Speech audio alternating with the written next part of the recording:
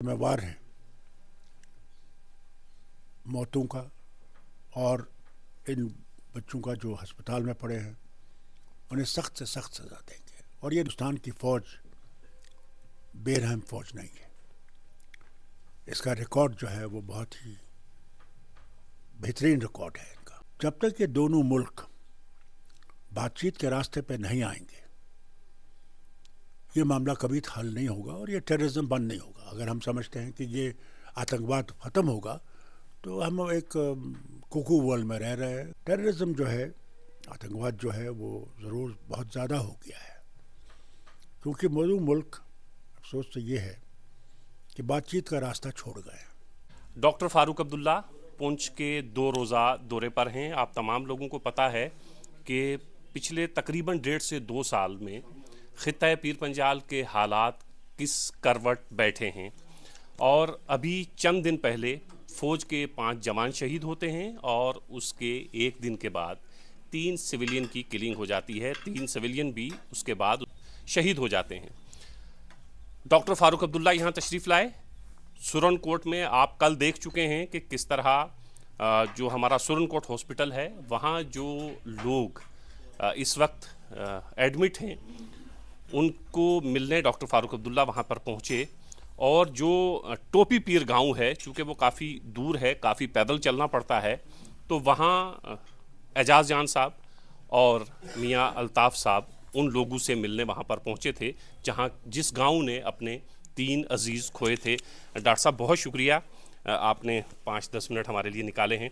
Sir ये बताइएगा कि पीर पंजाल के हालात, इससे पहले अगर हम सरकारों में चले जाएं, चाहे वो बीजेपी पीडीपी की सरकार हो, आपकी सरकारें रही हैं, पीर पंजाल के हालात इतने ख़राब कभी नहीं हुए हैं सर।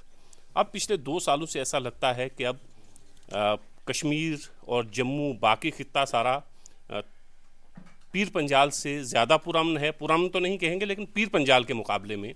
और अब दहशतगर्दाना वाक़यात जो हैं वो पीर पंजाल में ज़्यादा होने लगे हैं सर। देखिए, इसमें कोई, आपका बयान बिल्कुल सही है कि पीर पंजाल अब गर्म हो रहा है, जिसमें हमारे फौजी अफसर भी, जवान भी शहीद हुए और बेहद दर्दनाक वाक़ा हुआ जहाँ के एक गांव से करीबन 8 आदमियों को उठा के ले गए।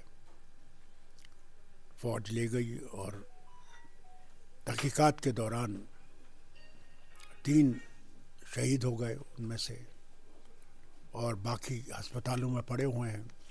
जो उनमें से जिनको सख्त चोटें आई हैं उनको ले गए हैं उधमपुर और मिलिट्री हॉस्पिटल में, और मेरे ख़्याल से दूसरे को जम्मू ले गए या राजौरी ले गए, कुछ ऐसा है। मगर वो बहुत बुरी हालत में है, अल्लाह करे कि वो बच जाए। जो यहाँ पे पड़े हुए हैं उनसे मैंने हालात पूछे, बहुत दर्दनाक वाक़ा उनने बयान किया। मैं नहीं समझता हूँ कि ये इस आज़ाद हिंदुस्तान में होना चाहिए, और मैं इसकी निंदा करता हूँ और उम्मीद करता हूँ कि हुकूमत इसकी तवज्जो देगी, इस पे तहकीकात होगी। यानी जिससे पहले तहकीकात होती हैं जिनका कभी नतीजा नहीं निकलता, तहकीकात करेंगे और जो ज़िम्मेवार हैं मौतों का और इन बच्चों का जो अस्पताल में पड़े हैं उन्हें सख्त से सख्त सज़ा देंगे और ये लोगों के सामने लाएंगे। वो क्यों ना कितना बड़ा से बड़ा अफसर हो, उसको भी इन्हें सामने लाना पड़ेगा, क्योंकि हिंदुस्तान की फ़ौज बेरहम फ़ौज नहीं है। इसका रिकॉर्ड जो है वो बहुत ही बेहतरीन रिकॉर्ड है इनका ह्यूमन राइट्स में। मगर ये वाक़ा जो हुआ है इससे एक धब्बा लगा है उन पर, इसमें कोई शक नहीं है। और मुझे खुशी है कि राजनाथ सिंह जी आए थे और उन्होंने इसकी मालूमात किए हैं और इंक्वायरी का जो ऑर्डर दिया है, अल्लाह करे कि वो इंक्वायरी पूरी हो और लोग देख सकें कि क्या हुआ। टेररिज्म जो है, आतंकवाद जो है वो ज़रूर बहुत ज़्यादा हो गया है, क्योंकि दोनों मुल्क अफसोस तो ये है कि बातचीत का रास्ता छोड़ गए। वाजपेयी जी के बाद मनमोहन सिंह जी ने भी बहुत कोशिश की कि हिंदुस्तान पाकिस्तान के ताल्लुकात बेहतर हों, और ये वज़ीर आज़म जो है मोदी साहब, इनने भी अफ़गानिस्तान गए थे, वहाँ से सीधा फिर नवाज शरीफ के वहाँ गए, वहाँ कोई शादी का था, कोई प्रोग्राम नहीं था, मगर पहुँचे अपने। जब इनने 14 में हल्फ उठाया तो पाकिस्तान के वज़ीर आज़म को बुलाया, चाहते हैं कि किसी तरह रास्ता बने, मगर वो बन नहीं रहा है। जब तक ये दोनों मुल्क बातचीत के रास्ते पे नहीं आएंगे, ये मामला कभी हल नहीं होगा और ये टेररिज्म बंद नहीं होगा। अगर हम समझते हैं कि ये आतंकवाद ख़त्म होगा तो हम एक कुकू वर्ल्ड में रह रहे हैं, ये नहीं समझते कि ये नहीं होगा, क्योंकि उनका भी दावा है, कहते हैं कि साहब कश्मीर हमारा है, कहते हैं वो। दूसरा ये भी है कि यूनाइटेड नेशन सिक्योरिटी काउंसिल में रेजोल्यूशन है। आप देखिए यहाँ पे यूनाइटेड नेशंस मिलिट्री जो है यूनिमॉग है यहाँ पे, जो ओवरसी करते हैं कि सीज फायर रहे, वो भी हैं। तो अगर ये मसला है, हम छुपाते क्यों हैं? छुपाने की क्या ज़रूरत है? इसको हमने देखना है कि कैसे इससे कैसे निपट सकें। रोज़ हम लोग यूनाइटेड नेशन में जाते हैं, सिक्योरिटी काउंसिल में जाते हैं, मगर मामला तो वही है ना, दोनों मुल्कों में मामला है। और इसका हल अगर हम ऐसे हैं कि जैसे वो एक वो जानवर है जो कि सर खेत सैन में छुपाता है कि कोई उसको मारने वाला नहीं है, वैसे हम लोग कर रहे हैं। अगर ये मामला है और इस मामले को सुलझाना है तो कैसे सुलझा सकते हैं? या तो लड़ाई है, आर पार की लड़ाई कर लीजिए, देख लीजिए क्या होगा। पहले भी 4 लड़ाइयाँ कर चुके हैं, लाइन ऑफ कंट्रोल वहीं पर है, इतनी लड़ाइयाँ करने के बाद भी। अब इसका हल कैसे निकलेगा? खुद वज़ीर आज़म कहते हैं कि अब लड़ाई का ज़माना ख़त्म हो गया है, अब बातचीत के मामले से हमने तय करना। अब मुसीबत तो ये है कि पाकिस्तान में भी इलेक्शन नहीं हुए, नया वज़ीर आज़म आएगा, कौन आएगा कोई नहीं कह सकता। मगर जैसे हम लोग देख रहे हैं कि नवाज शरीफ साहब का कहते हैं कि वो आएंगे। मैंने ये भी सुना है कि इमरान खान साहब को भी जेल से छोड़ रहे हैं, मगर वो इलेक्शन नहीं लड़ सकते क्योंकि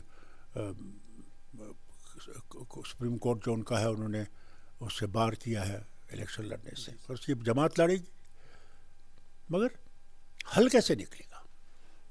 जब वहाँ पे वज़ीर आज़म बन जाएगा, यहाँ पे भी इलेक्शन आने वाले हैं, तब तक मैं नहीं समझता हूँ हमारे वज़ीर आज़म जो भी बनेगा वो बात करने, या मोदी साहब है वो बात करेंगे, नहीं करेंगे तब तक। सर एक चीज़ जानना चाहूँगा, आप पार्लियामेंट से लेकर सड़क तक ये कहते हैं कि पाकिस्तान के साथ हिंदुस्तान की बातचीत होनी चाहिए, दिल्ली की बातचीत कश्मीर के साथ कितनी हो रही है सर?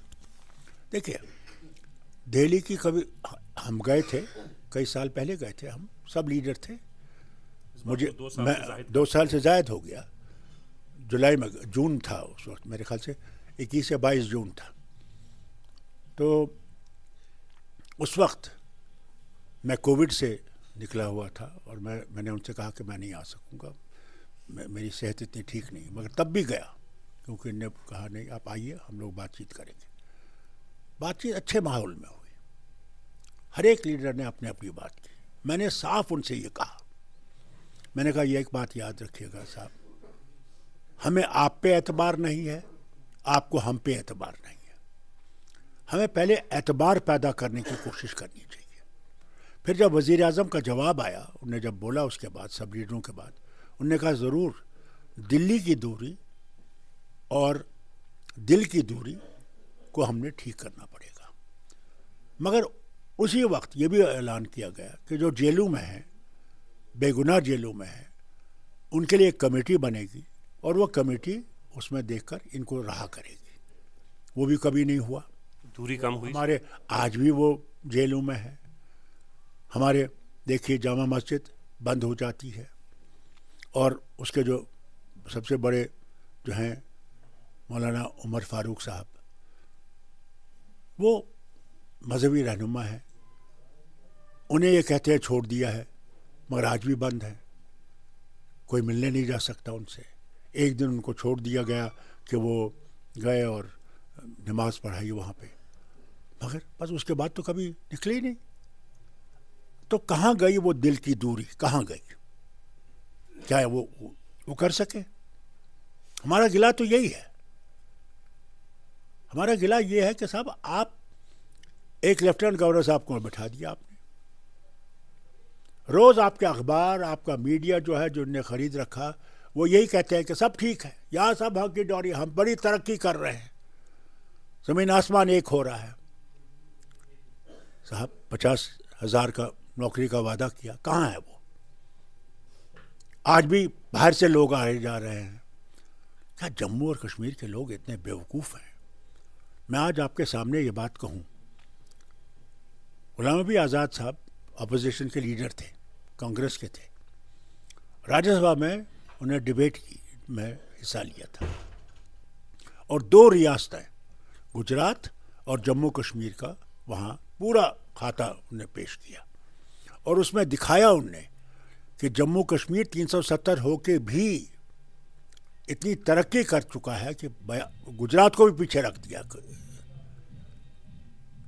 अगर वो सूरत थी 370 के साथ, फिर 370 तो इनका 1948 से इनका प्रोग्राम था, ये हटना चाहिए। ये कोई लोगों का प्लान नहीं था, ये इनका प्लान था। फिर क्या हुआ? टंडूरा पीटा, ये 370 की वजह से यहाँ पे आतंकवाद है। कहा इनने, खुद होम मिनिस्टर अमित शाह साहब ने चेन्नई में बयान दिया, उसमें कहा उन्होंने कि अब ये हमने 370 जो ख़त्म किया है, आतंकवाद ख़त्म हो जाएगा। कितने साल हुए 370 को ख़त्म किए हुए? आतंकवाद ख़त्म हुआ या आतंकवाद बढ़ गया? मैं इनसे पूछना चाहता हूँ। 370 इसके जिम्मेवारी नहीं थी, जिम्मेवारी इसमें हिंदुस्तान और पाकिस्तान की, दोनों पड़ोसी होके इतनी नफरतें पैदा की जा रही हैं दोनों मुल्कों में। मैं हैरान हूँ कि कब ये 2 मुल्क जो हैं फिर से दोस्ती की तरफ चलेंगे। सर एक आखिरी सवाल, सर 2014 के बाद जम्मू कश्मीर ने इलेक्शन नहीं देखे हैं, तो ये डेमोक्रेटिक प्रोसेस बहाल क्यों नहीं किया जा रहा? क्या लगता है आपको इसमें सर? देखिए, यहाँ पे जितनी भी जमातें हैं सब तैयार हैं, हर लोग कहता है कि हम तैयार हैं। बीजेपी वाले खुद कहते हैं सर, यहाँ वो खुद कहते हैं हम तैयार हैं। अगर तैयार हैं तो अल्लाह के वास्ते मुझे बताइए रुकावट कहाँ है? मैं इनको साफ कहना चाहता हूँ, इनको डर ये है कि बीजेपी जीत नहीं सकती। कितने वो डंडूरे पीटे, हम 50 सीटें लाएंगे, हम 60 सीटें लाएंगे। मैं इनको आज कहना चाहता हूँ, ये उस बात से निकल जाए, यहाँ जीत नहीं सकेंगे। हाँ, जीतेंगे तब ये मशीनों को में चोरी करेंगे, बाकी फौज को इस्तेमाल करेंगे, बाकी जो इस्तेमाल करेंगे तभी जीतेंगे। मगर फिर ये कश्मीर के दिलों को कभी अपने साथ नहीं जोड़ सकेंगे। सर 6 मगोइयाँ ये भी होती हैं कि मुस्तकबिल में भारतीय जनता पार्टी और नेशनल कॉन्फ्रेंस मिलकर भी सरकार बना सकते हैं। देखिए, कई बातें होंगी, कई कहानियाँ चलेंगी, इन कहानियों पर ध्यान मत दीजिए। इंशाअल्लाह हम लोग अपने बलबूते पे आएंगे। हमारे साथी हैं, कांग्रेस है, बाकी हैं, इंडिया अलायंस, हम लोग आगे चलेंगे। क्यों नहीं चलेंगे? वो जरूर चलेंगे। हम सब का मकसद एक ही है कि इस रियासत में भाईचारा पैदा रहे, हम लोग आगे तरक्की करें, हमारे बच्चे वो हिंदू हों, मुसलमान हों, सिख हो, ईसाई हों, डोगरे हों, कश्मीरी हों, पहाड़ी हों, अपने गुज्जर और बकरवाल हों, सब इकट्ठे मिलके इस रियासत को बनाना है, इस रियासत को इस मुसीबत से निकालना है, यहाँ के बच्चों का मुस्तकबिल बनाना है। वो हमारा काम है, हमें कुछ और नहीं चाहिए। हम चाहते हैं कि हम लोग खुशी से रह सकें, आराम से आगे तरक्की कर सकें। हम और कुछ नहीं चाहते, हम इनके तख्त नहीं चाहते, हम इनका ताज नहीं चाहते। हम चाहते हैं कि हम लोग जिंदा रह सके, इज्जत से जिंदा रह सके, इज्जत से चल सके, ये नहीं कोई पूछे तुम कहाँ के हो, क्या हो। यहाँ ये बात नहीं थी। यहाँ हम सब इकट्ठे हैं, एक है, और इंशाल्लाह आगे भी एक रहेंगे। हम सब इकट्ठे हैं। साथ साथ मैं आपकी इस चैनल से अपने सारे भाई बहनों को, बुजुर्गों को नए साल की मुबारक देता हूँ और अल्लाह से दुआ करता हूँ कि अल्लाह करे कि इस नए साल में हमारे मसले हल हों और हम लोग तरक्की की तरफ चल सकें। नए साल में हमारे मसले हल हों। 2014 के बाद जम्मू और कश्मीर ने इलेक्शन नहीं देखे हैं। पंचायत के इलेक्शन होने वाले थे, अब पता नहीं वो कब होंगे। म्यूनसिपैलिटी के इलेक्शन वो पता नहीं कब होंगे। बीडीसी के इलेक्शन वो पता नहीं कब होंगे। असेंबली के इलेक्शन पता नहीं कब होंगे। फ़िलहाल पार्लियामेंट के इलेक्शन होने जा रहे हैं। सरकार बनने के बाद बहुत सारी चीज़ें जम्मू कश्मीर के हवाले से तय होंगी, लेकिन 370 से पहले का जम्मू कश्मीर और 370 के बाद का जम्मू कश्मीर, जो दिल्ली से दावे किए गए थे कि दहशतगर्दी 370 की वजह से है, 370 हटा, दहशतगर्दी वहीं है, तरक्की की राहें हमवार होंगी जम्मू कश्मीर में, दूध की नहरें बहेंगी 370 के बाद, ये बहीं या नहीं बहीं, ये तमाम फैसले आपको करने हैं। बहुत शुक्रिया सर।